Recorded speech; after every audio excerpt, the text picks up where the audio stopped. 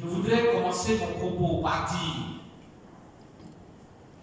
effectivement, rapidement, revenant sur un certain nombre de choses, des choses qui donc viennent d'être là brièvement, viennent d'être rappelées donc brièvement par le camarade frère Barni. Je voudrais dire que il faut que désormais nous puissions reconsidérer la cartographie politique de notre pays en y insérant désormais ICO comme parti politique à part entière dans le jeu politique de la Côte d'Ivoire.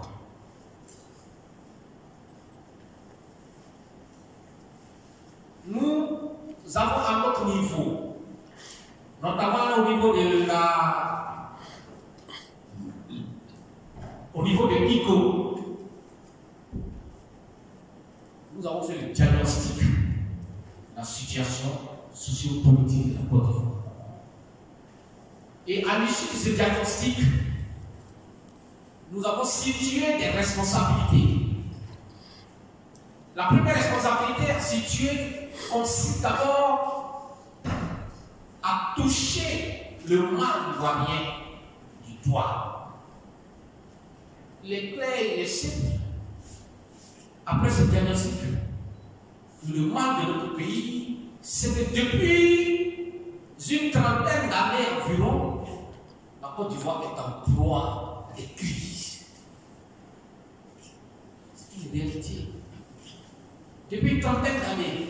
Et ces crises-là sont spécialement caractérisées par des conflits militaro-politiques qui, vous le savez très bien, ont délié notre pays depuis. C'est le mal. La Côte d'Ivoire vit, comme je l'ai dit, depuis des décennies. Mais il va aussi falloir situer la responsabilité de ce mal. Qui sont pour nous les auteurs, les responsables de ce mal? Parce que si nous ne faisons pas ce diagnostic pour situer, pour savoir le mal dont souffre la Côte d'Ivoire et connaître également les responsables de ce mal, vous savez que nous risquons de naviguer à vue. C'est pour nous donc, après avoir situé ce mal, et après avoir indiqué les responsables de ce mal, que nous pouvons donc désormais réfléchir pour savoir effectivement comment pouvoir piloter les différents projets, les différents partis politiques, etc. Quelle attitude, quelle démarche, quelle stratégie, et ainsi de suite. Il faut d'abord pour nous donc situer le mal et situer les responsables. Et pour nous, comme je le disais tout à l'heure, les responsables de ce mal tel qu'il est situé sont les anciens. Nous prenons toute notre responsabilité et nous l'assumons entièrement. Ce sont les anciens, je veux dire la classe de ces anciens, qui sont responsables de tout ce dont la Côte d'Ivoire a souffert et souffre encore jusqu'à aujourd'hui. À la réalité, dans notre diagnostic, nous avons compris que les jeunes qui ont agi dans cet intervalle de temps n'ont servi que de gants pour exprimer les sales besoins de ces anciens. L'introspection est de comprendre la réalité de ce dont nous sommes en train de vous parler ce matin. Pour nous donc, les anciens sont les responsables de l'impasse dans laquelle se trouve aujourd'hui, l'impasse socio-politique dans laquelle se trouve aujourd'hui la Côte d'Ivoire. Et nous constatons avec amertume que les anciens n'ont pas cessé d'agir négativement dans le sens de plonger davantage notre pays. Les éléments de preuve sont là.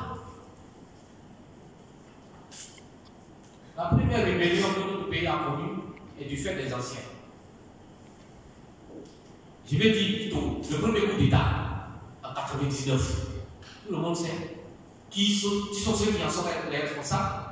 Et je voudrais m'appuyer sur les déclarations de Sœur de Bafori Guillaume aujourd'hui pour illustrer mes propos.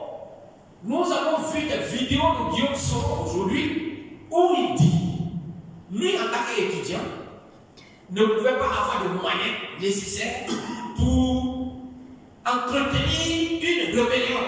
Et il a indexé dans ses propos les personnes qui étaient auteurs de cette rébellion. Je parle sous le contrôle du discours de Soro Guillaume qui circule sur les réseaux sociaux aujourd'hui, vous savez. Les anciens.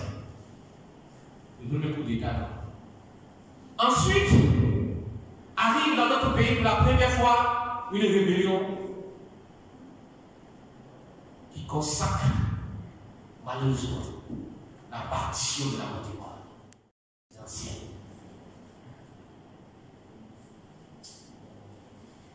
Je suis en train de faire leur bilan à leur place. C'est malheureusement pas le bilan des anciens. Ils sont responsables de tout ce que nous avons subi. Et c'est surtout pour cela que nous prenons aujourd'hui, et nous assumons ça, comme je l'ai dit tout à l'heure, le renouvellement de la classe politique de notre pays. De manœuvrer encore en 2016, rappelez-vous, parce que c'est l'origine de cette autre crise qui est en train de se tester. L'origine de cette autre crise part depuis 2016. Nous sommes tous dans le diagnostic. C'est en 2016 que les deux anciens qui sont aujourd'hui candidats se sont accordés dans un tour de passe-passe où chacun aimait à l'autre d'enlever les vieux qui l'empêcheraient éventuellement d'être candidat dans les élections qui arrivent. On saute les vieux de l'âge qui arrange l'un et après on saute les vieux de limitation de candidature qui arrange l'autre. Voilà les conséquences dans lesquelles nous sommes aujourd'hui.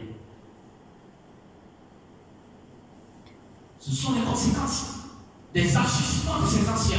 En 2016, ils ont posé les actes dont ils bénéficient aujourd'hui eux seuls. Les conséquences au détriment, malheureusement, du peuple de Côte d'Ivoire, au détriment, malheureusement, de notre pays. Et depuis, notre pays s'engouffre progressivement. Que nous nous engageons dans les élections, il y a déjà eu des morts. À Beauvoir, à Divo, à Abidjan, et j'en passe. Nous mettons ça, nous assumons sur la responsabilité des agissements de nos anciens.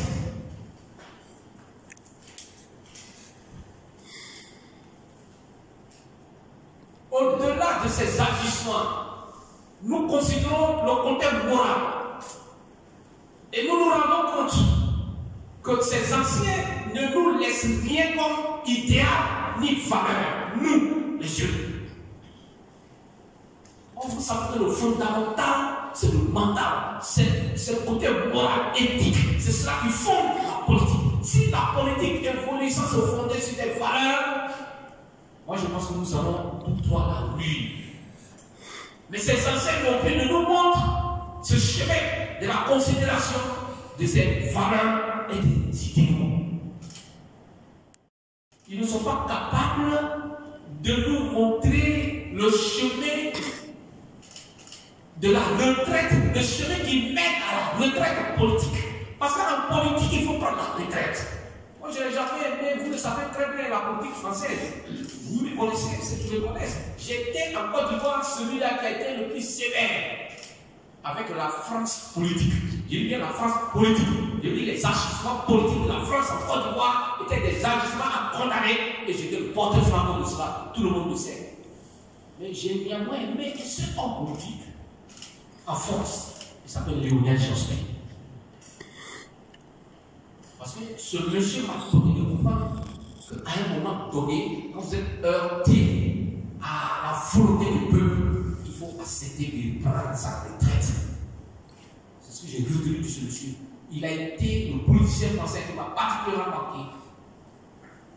Mais dans mon pays, et notamment en Côte d'Ivoire, les gens ne sont pas capables de nous montrer ce chemin sérieux qui montre qu'à un moment donné de sa vie, il faut prendre du recul, il faut prendre la retraite.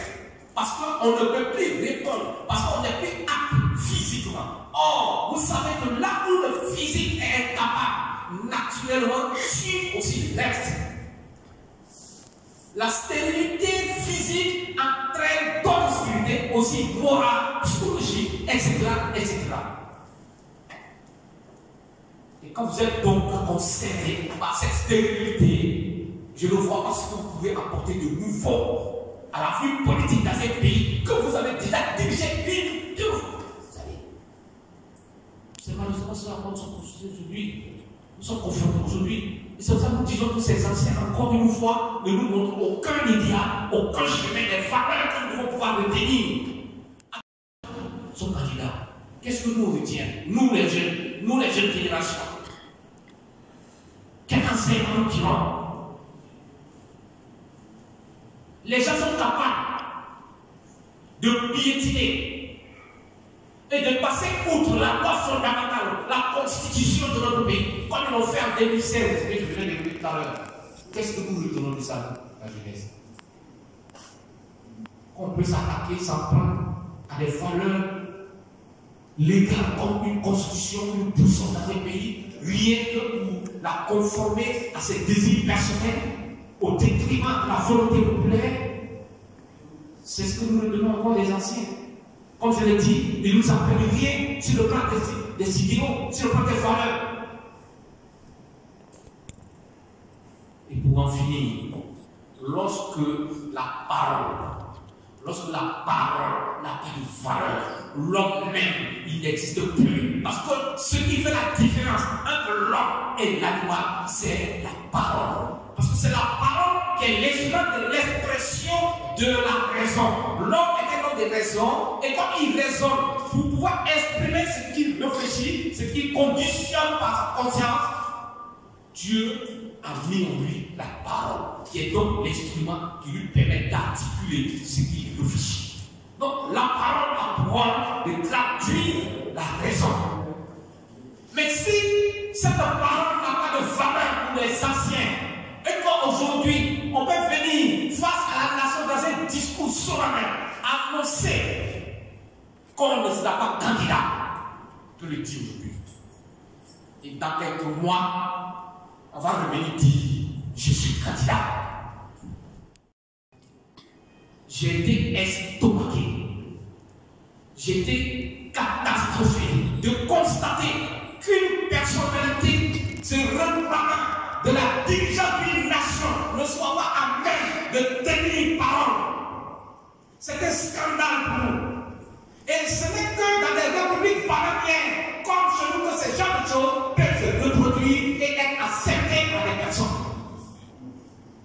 Et qui se retrouvent là subitement autour de ce dernier pour lui montrer qu'il a encore des présences des gens pour aller remplir un stade. Je voudrais que vous leur rappeliez de ma part que plusieurs personnes ont rempli le stade.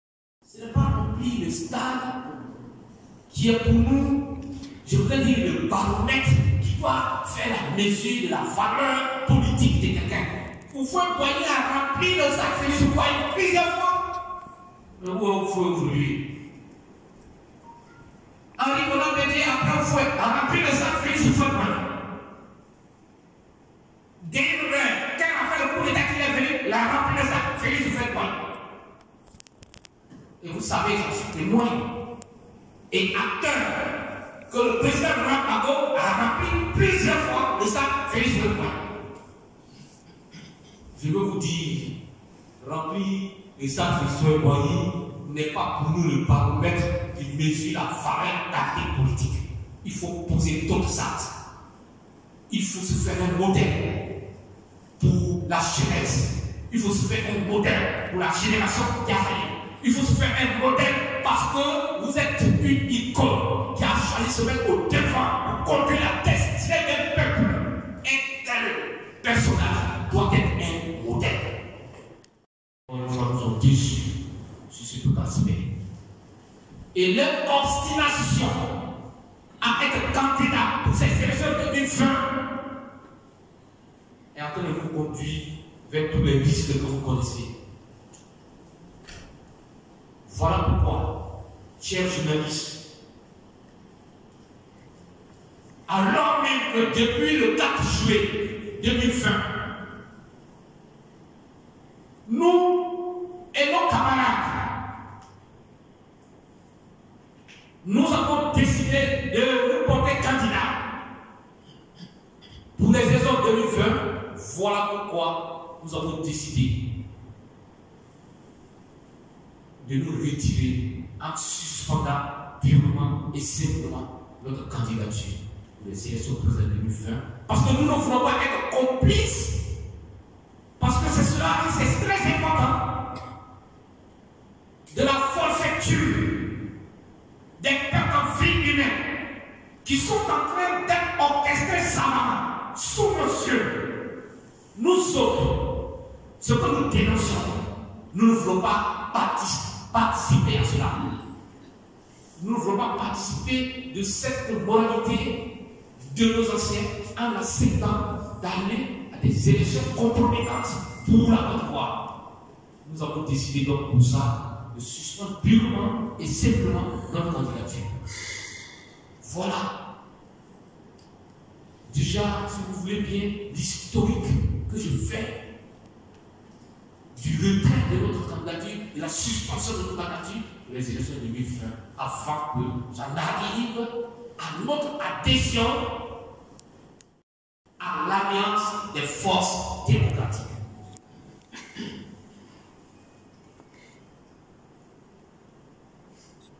Nous étions donc dans notre position, dans notre nouvelle posture,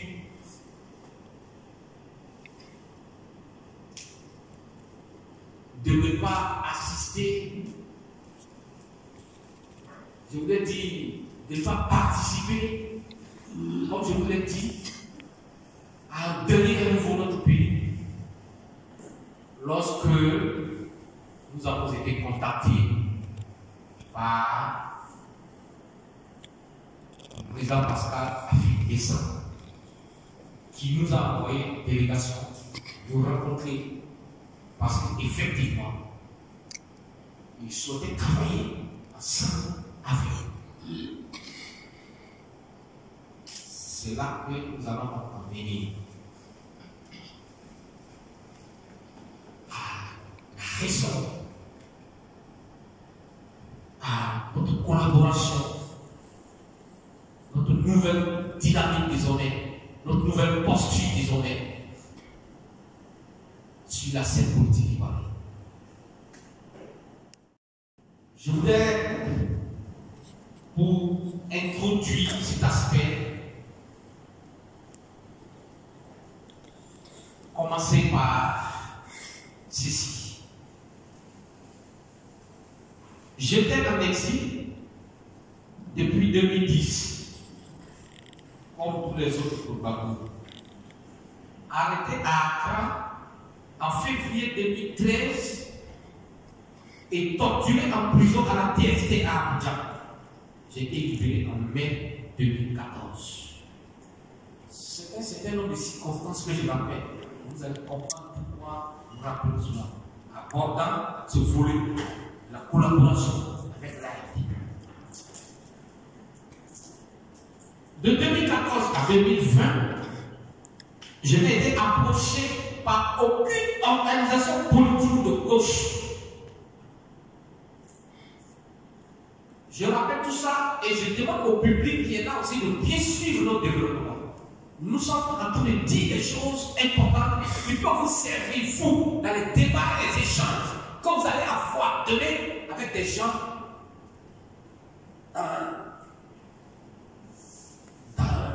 je vais dire, dans vos différents quartiers, dans vos différentes lignes, etc. De 2014 à 2020, comme je le disais, je n'étais approché par aucune organisation politique gauche. J'ai erré et souffert. Mais je suis toujours resté fidèle à mes convictions. Malgré les tentations qui nous manquent.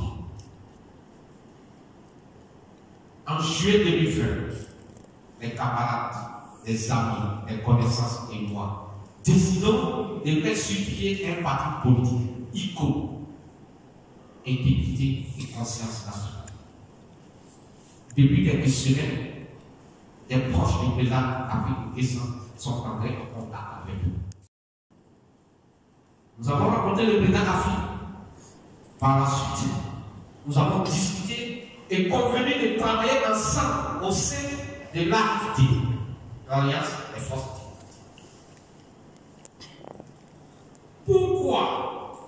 Pourquoi avons-nous accepté de travailler avec cette alliance? Pourquoi avons-nous accepté de travailler avec cette alliance? Les motivations de notre collaboration au sein de cette alliance sont de 5 ordres. 1. Nous avons créé ICO. C'est la première motivation qui est fondamentale et qui est principale. Nous avons créé ICO, notre parti, pour faire la politique. D'abord, on note ça. 2. Vu la dictature et la candidature pour un 3e mandat du président Ouattara, il s'avère nécessaire de mettre les forces politiques ensemble.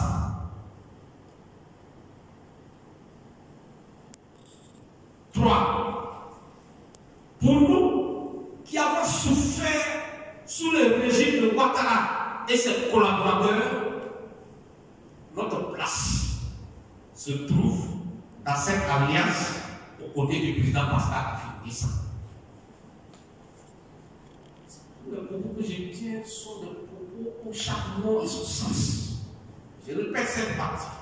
Pour nous qui avons souffert sous le régime de Ouattara et ses collaborateurs, notre place se trouve dans cette alliance aux côtés du président Pascal Affi-N'Guessan.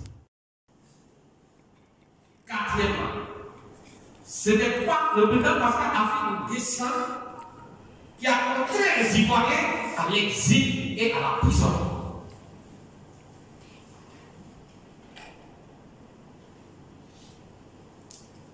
Ce n'est pas non plus le président Pascal Affi-N'Guessan qui a amené le président Laurent Gbagbo et Charles Blé à l'arrêt.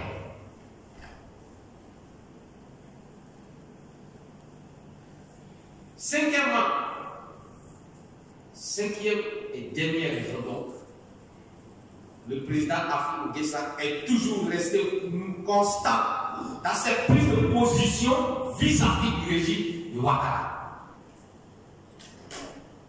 Le président Affi est toujours resté constant dans ses prises de position vis-à-vis du régime. Pour conclure,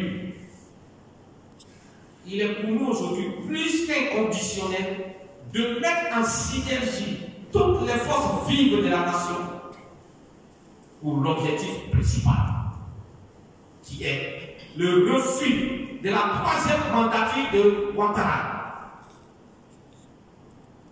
Et j'ose montrer la voie en mettant les pieds là où les gens sont hésitants. Le pouvoir est aujourd'hui à la portée de l'opposition. Mais, je dis bien mais, j'insiste, la condition sine qua non pour nous, c'est l'union. Aujourd'hui, quand vous regardez, on n'a même pas besoin d'être génie politique pour savoir que le pouvoir est vacillant. Il est donc à la portée aujourd'hui du peuple de Côte d'Ivoire. Je vais dire de l'opposition parce que j'estime que c'est pour le peuple que l'opposition agit. Et parce que moi je le reconnais que dans les actions qui sont profitables et à l'avantage du peuple.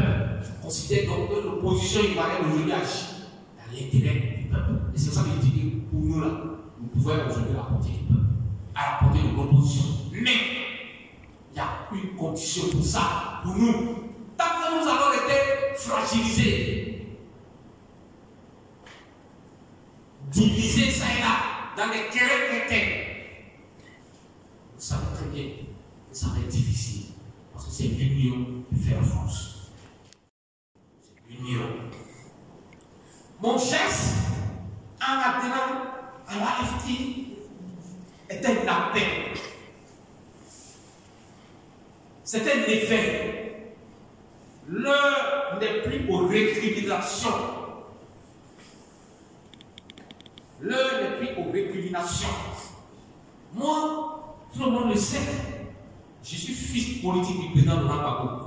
Je le déclare et je l'assure partout où je passe. Mais je vais vous dire ce matin, moi partout où je suis, j'essaie de retenir quelque chose. J'essaie d'apprendre. J'ai retenu quelque chose de fondamental avec ce monsieur, ce grand monsieur qui malheureusement aujourd'hui se trouve retiré contre son gré de son pays. Je veux parler du président de Gbagbo. J'ai retenu quelque chose de fondamental de lui. Et c'est ça que je vais vous dire ce matin. C'est très important. Quand je vais vous dire, vous allez comprendre ce que c'est, parce que je suis sûr que des citoyens comme ça qui ont suivi la politique de ce monsieur peuvent aussi remarquer ça. J'ai compris avec ce monsieur que la haine n'a pas sa place politique. Quand je lui dis, je sais de quoi je parle. Voilà un monsieur qui était président de la République, avec un directeur de cabinet.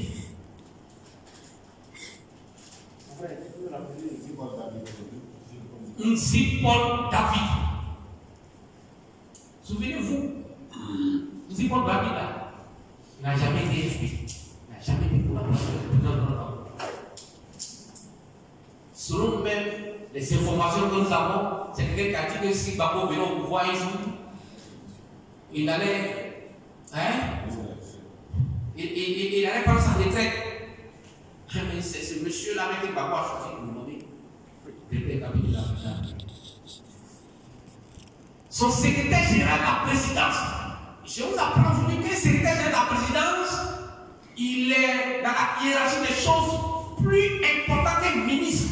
Secrétaire général de la présidence. Ça s'appelait Amédée Kwasi PNC. J'ai appris toutes ces choses pour dire son directeur de budget, le directeur du budget de la présidence de la République s'appelait Jacques Amouma Pélisé. Vous savez pourquoi combien ce monsieur a souffert dans l'opposition sous les régimes Pélisé. Mais les postes clés de la présidence de la République que je viens de citer, c'est avec quatre Pélisé qui arrivent. C'est lui qui nous a fait asseoir pour nous dire, vous vous souvenez bien, on accepte la rébellion dans le gouvernement. On a accepté ce rôle comme ministre d'abord, je crois, de la communication, ensuite comme premier ministre, et ainsi de suite. Malheureusement, les hommes étaient ce qu'ils sont. Tout cela, nous lui avons été reconnaissants. Directeur général de la Gloire Côte d'Ivoire. C'était qui? Niamien Gona. C'est souvent ces choses. Donc, quand je fais l'économie de toutes ces choses, parce que quand tu es avec des gens, il faut apprendre, il faut regarder. Je retiens donc de toutes ces choses que ce monsieur véhicule quelque chose à travers ses actes. De ne pas faire appel à la haine. Politique. Voilà, chers Ivoiriens, chers journalistes, la nouvelle responsabilité politique qui mérite notre engagement pour le vrai changement, et bien pour le vrai changement dans notre pays. Je vous remercie.